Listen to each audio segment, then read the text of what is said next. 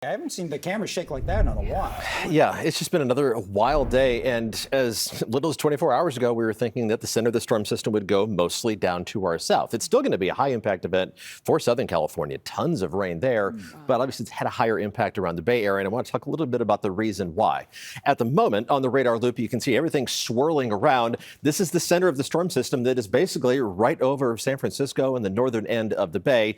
The whole system has consolidated itself into one central area of low pressure. That's what we find at the center of these storm systems. Earlier today, though, that was not the case. And as the system evolved, the interaction of those different areas of low pressure is part of why the system changed its trajectory just a little bit. It's called the Fujiwhara Effect. It's named after a Japanese meteorologist over 100 years ago watching tropical cyclones interact with each other. This is the radar loop I tweeted out at about noon today as that burst of winds was about to head right towards Santa Cruz County, right before the severe thunderstorm warning was issued.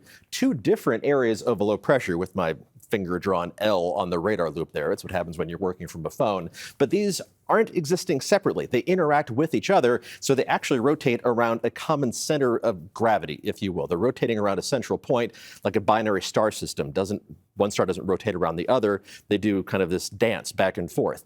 The interaction of these, the one pulling on this other area of low pressure, is what dragged it back up to the north towards basically the heart of the Bay Area. So the fact that this spun out another little mini center, secondary low, is what changed the path of the entire storm system. This isn't something that we just see with tropical cyclones or just see with this type of mature storm system. We actually see it on a smaller scale, even side of tornadoes, a multi-vortex tornado. All of these suction vortices that we call them are rotating around each other following that same principle, the Fujiwhara effect. We see it within the eye of a mature hurricane. All these little swirls in the middle are little smaller areas of low pressure inside the big area of low pressure, and they're all just dancing around each other.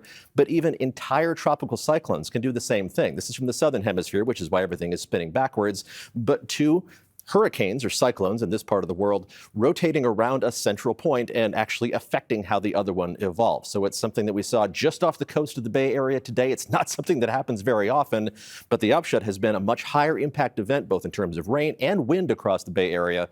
And we're not done. We'll take another look at how those winds are going to evolve through the rest of tonight, coming up in just a few minutes.